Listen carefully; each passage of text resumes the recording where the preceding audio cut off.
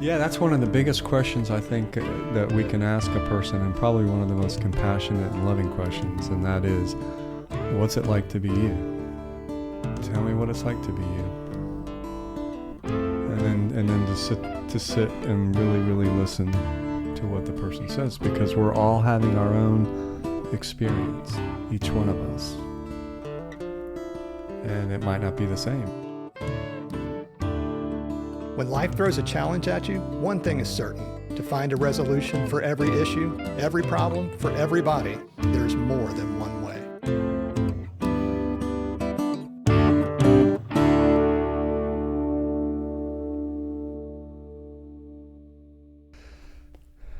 Yeah, so the thing about parables is they're coming to an end for us, right? We're going to do one more. I think this is the last of our series. So yeah. So the one that kept knocking in my inner world was this parable. I'll just read it. Okay, great. And it goes, "The kingdom of heaven is like a merchant in search of fine pearls, who, on finding one pearl of great value, went and sold all that he had and bought it." And that's it. That's the parable. Wow. Yeah. One line, essentially. Huh. So the kingdom of heaven is like, right? So to jump into this thing, what's the first thing that grabs your attention? In the parable? Yeah. I think that opening, just with the idea of knowing that there are other parables that start with that similar kingdom of heaven is like description, kind of makes me think, okay, here's another description or another way to look at the kingdom and what that is. Yeah, and so why don't we talk about what that is for you, and then I'll talk about what that is for me, and we'll see where we are on that. As far as what the kingdom of heaven is? Yeah, sure. And then where that takes us into where that takes us. Okay.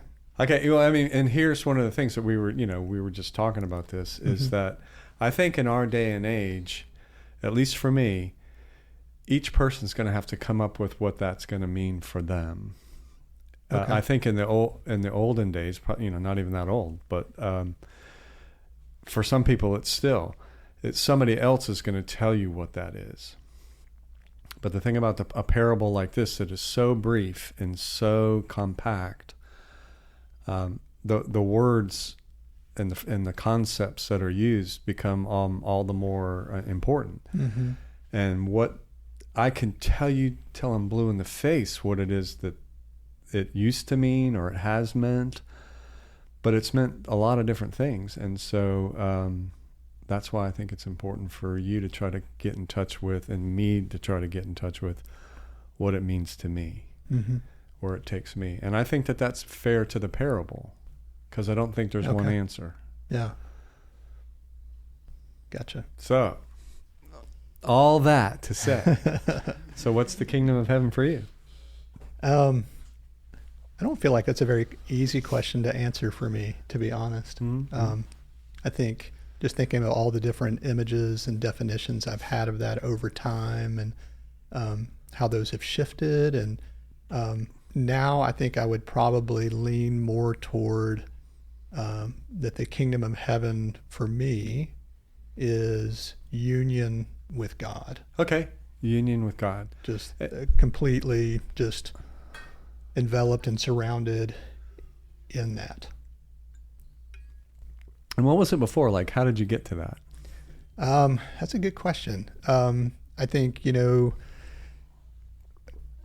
earlier I would have maybe described it as a place, or been more focused on it as somewhere after death or something like that. But I think as I've thought more about it and grown and experienced more things, I've had a desire for it to be bigger than that, and to be closer than that, than something that's at a distance, or something that I'm dreaming of or hoping of. Not that I'm not still doing that, but really thinking of it being something that's more full and whole.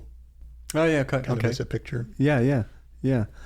So we're just there. That right there is that. So for you, just as a person, it's had different meanings. Sure. Yeah. So that just shows it's that for all of us, it can have different meanings depending on how much focus we put on it, how much energy we put toward it, how if it's making sense to us. So for me, a similar thing. Thinking about anytime you heard the word heaven, you're thinking about might have thought about life after death, but really in the last years in particular, it's just more and more and more. The kingdom of heaven is fullness of life, like leading a full, whole life, and what comes from that. Yeah. So I think part of that is going to be kind of a condition, kind of an attitude toward life, or a state of being, or that's where it gets a little bit hard for me to describe. Gotcha. But it is that sense of fullness of life, yeah. That and the full experience of what it means to be alive. Okay, so there we got our two different, but pretty close, similar in ways, way. And so then that takes us into that Jesus uses this image of a merchant, a pearl merchant, in search of fine pearls, and he finds this one. And that's what he's going to say the kingdom of heaven is like within the parable. You think he's saying that the kingdom of heaven is like the pearl, or is it like the person finding the pearl? Yeah. What do you think? I don't know. Because I think it's both, and maybe perhaps in some way, and it's going to depend on. So let's go with the person finding the pearl first. What would that say? That would imply a search, some kind of an active pursuit, maybe. Yeah. That the person was looking for it, or was open enough to recognize it when they came across it or saw it. Okay. Potentially. Yeah. So for me, that's going to say, the kingdom of heaven isn't something that you just kind of sit back and somebody gives it to you. Okay. That it's more I participate in it somehow. So it's not necessarily, to me, from what we're talking about, earning it, but it is saying I have a part to play. And in this instance, it's the search.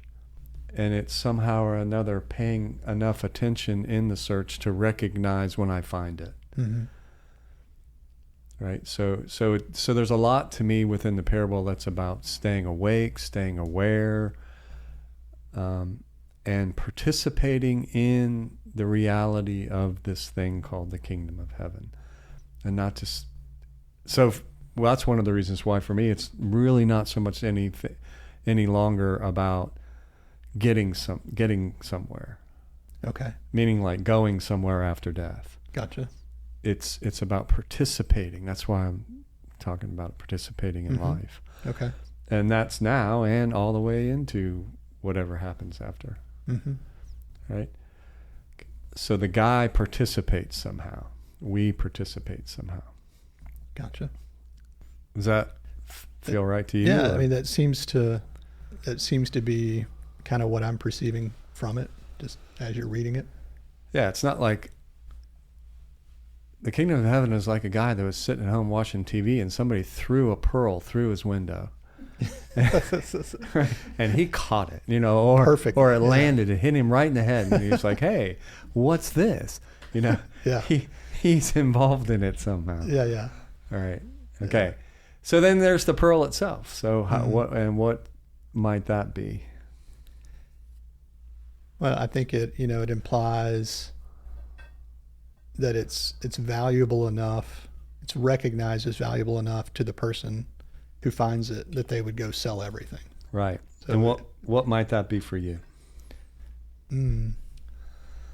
That is a great question. I don't know if I know the answer to that. Okay. Yeah. Okay, then I will tell you what it is for me. Because once again, and I'm just going to say to all those who are listening, really, really, really look at yourself with this, because you have to come up with the answer. Mm-hmm. Not like or else. I don't mean it like that. But you come up with the answer and you'll find, I think, where the parable's trying to lead. Okay, so for me, that pearl of great price is finding my authentic true self. Finding the biblical name for it, I think, is the image of God. Some people call it the true self. Okay. Some people call it the spark of the divine within you. Some people call it, what else? What's other language that people try to use? Your deep integrity. So the deepest, most authentic, real part of yourself. Mm-hmm. That is yourself, I should say. And I've thought about this quite a bit, and one of the books that's really, really helped me to articulate this, because sometimes it's just a feeling. Yeah. You know?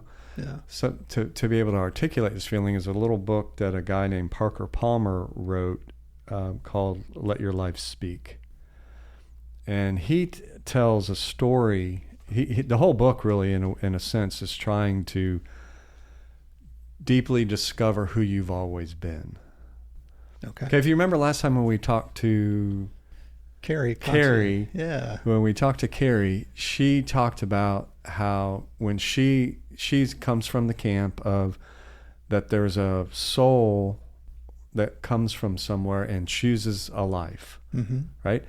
And that is one place where people have always really come at life and the way we've seen life. It might not be yours, it might not be mine, but it's lots of people's. Mm-hmm. And I really, really admire that when somebody can say, yes, this is how I see human beings. Mm-hmm. Okay? So, that would be like a spiritual being having a human experience. Right. That would be that world. And I love that. So, but at any rate, she was talking about that, choosing a life, and that people aren't just kind of raw material that's completely shaped by the environment. Sure, the environment has an impact on the person, Mm-hmm. but we're not just a blank slate. And this is going to come from that camp, Okay. that we're not just a blank slate, that we come already with stuff in us. And the way that he talks about it is his daughter and his granddaughter came and lived with him at some point when he was in his 50s, and his granddaughter was just a little bit, an infant really. And they stayed with him, and he got the chance to do something that most parents just can't do, and that is just to take a step back and watch his granddaughter. Mm. Right. Oftentimes, our parents, we're so busy. Yeah. We're busy about it and all that. And so he says, watching my granddaughter from her earliest days on earth, I was able in my early 50s to see something that had eluded me as a 20-something parent. My granddaughter arrived in the world as this kind of person, rather than that or that or that. So there was something in her already, right? Mm-hmm. And he could see it, Mm. right? Okay. And then he says, this is kind of what he said, she did not show up as raw material to be shaped into whatever image the world might want her to take. She arrived with her own gifted form, with the shape of her own sacred soul. That's another way to say your true self. That's another way to try to get at what I'm trying to get at, right? And he says, no matter what you call that thing, if it's true self, it's an image of God, the light within, integrity, the shape of your own soul, no matter what you call it, he says, it is a pearl of great price. Mm. I love that. I love it because it fits probably right within some intuitive part of what I already knew. Okay? And then he says this, in those early days of my granddaughter's life, I began observing the inclinations and proclivities that were planted in her at birth. I noticed, and I still notice, what she likes and dislikes, what she is drawn toward and repelled by, how she moves, what she does, what she says. man, dude, he's paying attention to her, right? Okay. So I'm gathering my observations in a letter. And when my granddaughter reaches her late teens or early 20s, I will make sure that my letter finds its way to her with a preface something like this. Here is a sketch of who you were from your earliest days in the world. It is not a definitive picture. Only you can draw that. But it was sketched by a person who loves you very much. Perhaps these notes will help you do sooner something your grandfather did only later. Remember who you were when you first arrived, and reclaim the gift of true self. And that's why, for me, I think he articulates in a way what that beautiful pearl of great price is. It's finding that which has been planted within you, and that we lose is the implication, right? Yeah. And so we that's lose touch with. Right. And so that's the search. Gotcha. You see, okay. so that's the search. So that the search for me is not external; it's internal. Yeah. So you're rediscovering something that's always been there, and that if you had the person on the outside watching you at your earliest days, they'd say, "Well, this is what you were like when you were," but I forgot, right? I forgot all about that. But it would make sense then that when you catch a glimpse of it, that you recognize it. That you recognize it, yes. That you resonate with it. You're because whatever the feeling might be, it might just be, oh, that's true, or it may just be awe. I mean, it could be all different kinds of things about how it might hit you. Yeah, it might just be, God, I feel at home. Yeah. I feel, this is what feels most peace. Natural to me. Yeah. This is where I can breathe. I'm not putting on an act. There's a poem in this same book that's trying to get at the getting lost part. So therefore the search for the true self. And it's it's a little poem, and it's called Now I Become Myself. And it goes like this. Now I become myself. It's taken time, many years and places. I have been dissolved and shaken, worn other people's faces. Right? So that's my experience of life. I've tried to be what it seemed to me other people wanted me to be. Sure. That's what I get from worn other people's faces. So I'm supposed to be, right? And then I try to fill that in. Okay, I'm not supposed to be this. I'm supposed to be that. This is where the environment, I think, can help with the whole development of the true self. It's oftentimes what your true self is can be embraced, or it can be maybe even scolded or said, no, that's wrong, that's bad. Right? So I think, I can't remember if I told the story, and if I have in here, stop me, just scream, just slap me. Okay. So I was at a funeral, doing a funeral, and the brother of a guy who died at a very young age, tragic situation. The brother got up to speak, and he spoke about his brother for a while. And then he said, my brother had a poet's heart. In his heart, right, his true self, he was a poet. And then he said, and what's a poet supposed to do in a family full of businessmen? Right? Yeah. Right. So it's not, he wasn't saying that being a businessman is bad. That's not bad. That's not it. It's that if that's all there is, then where does a poet fit into that? And if I'm a poet and I'm born into a family that just doesn't have any time for that, then it's going to be very hard for me to be a poet. It's going to be very hard for me to, and that's, to me, when I'd start to wear other people's faces. I'm going to be something else. I'll pretend like I'm this. I'll pretend like I'm that. Yeah. And we can get pretty good at that. Yeah. I mean, really, sometimes, especially if that's rewarded or praised, it can be easy to just become a chameleon of some sort, with the idea that you just kind of can blend into whatever environment you're in. Yeah. Versus feeling like you can be who you are. Yeah. Yeah, and sometimes perhaps that's part of what it means to be socialized. You got to blend in, but it's the losing the true self that then becomes possible. And like I said, therefore the search. And it's like, as long as I know, okay, I'm doing this because this is what it means. This is what I have to do to fit in. Mm-hmm. But it's not me. Yeah. It's just a role I'm playing, or it's not the fullness of me. Let's just put it that way. Yeah. There's this may not fit, I'm not sure, but it brought to mind, I recently watched a documentary on Netflix called Will and Harper. Oh, yeah. You're familiar with that? I've seen bits of it. Yeah. It was really interesting. It's about Will Ferrell and a friend of his that worked together on Saturday Night Live and had done some other things. And they take a road trip together, and Harper is transitioning. And so they put this road trip together with the idea that Will trying to kind of figure out what their friendship is at this point and what it looks like and how to best support Harper through the transition.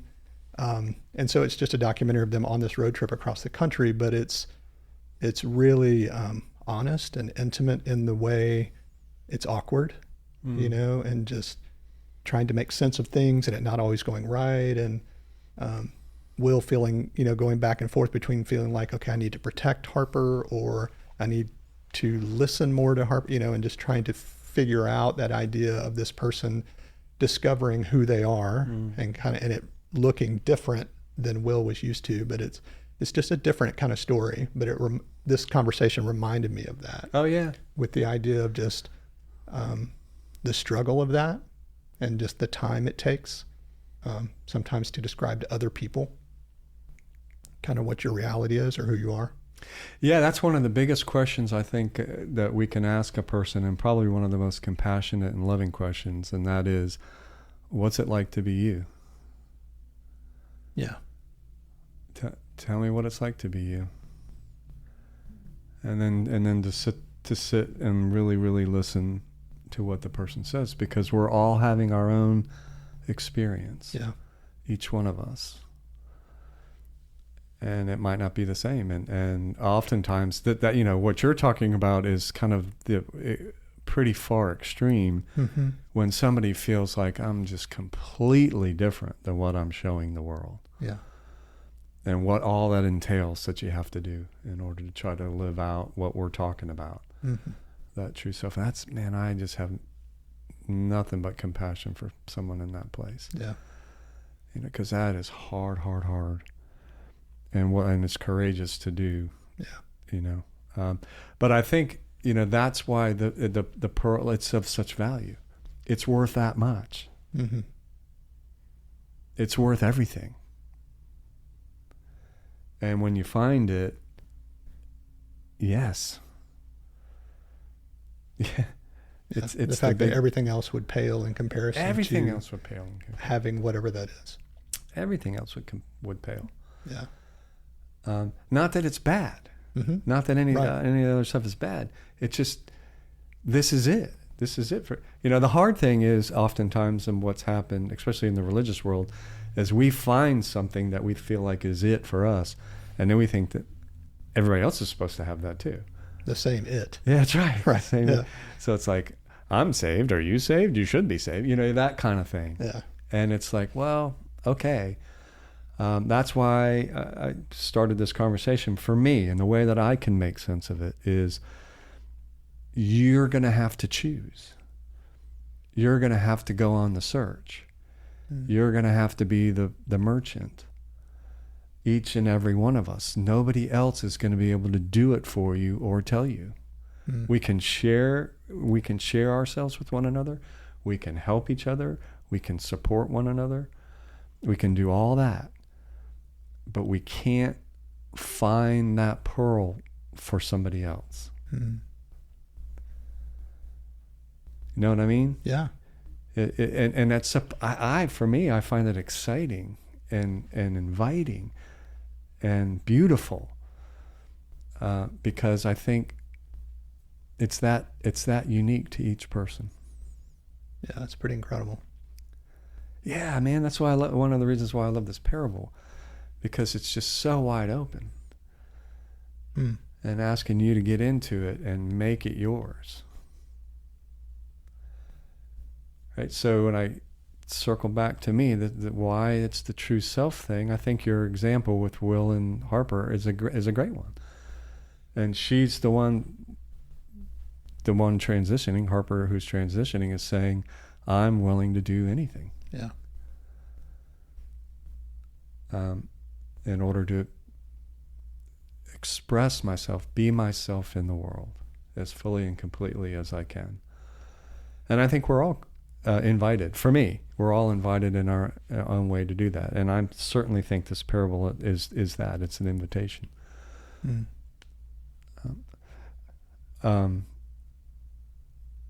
Probably more than what I just said, it's an invitation to find what it is that pearl is for you. What's it going to be? Yeah. What's that thing of such value that you're willing to give up everything for it? And if you don't know what the pearl of great price is for you, I'd ask that you sit with that for a while. We'd ask that I'm going to put this on Whitney. We would ask that you sit with that and see what comes. Mm-hmm. Maybe some of the things that we've said spark something in you. But here's one of the big things to me about this journey. It's trusting your own voice.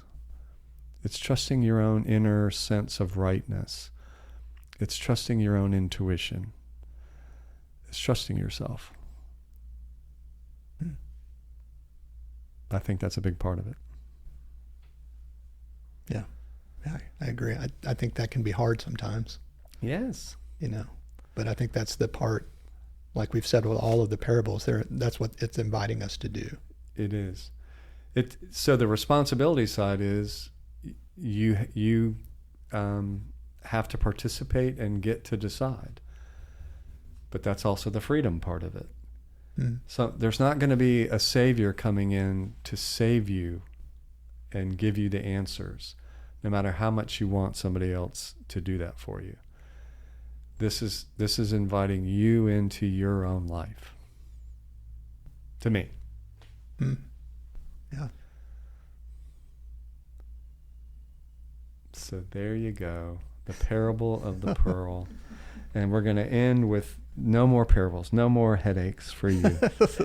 We'll give you some time to think about it. That's right. Give you a break with another topic next time. That's right. Something really easy. Thank you for listening to this episode of the More Than One Way podcast, brought to you by the Center for Spiritual Practice in Knoxville, Tennessee. We really appreciate your time and would love to hear your feedback. You can reach us by emailing hello@morethanonewaypod.com, or you can connect with us on social media using the handle @morethanonewaypod. If you found this episode helpful, we hope that you'll share it with your friends, with your family, with people you work with all the people who you know. Thank you and take care.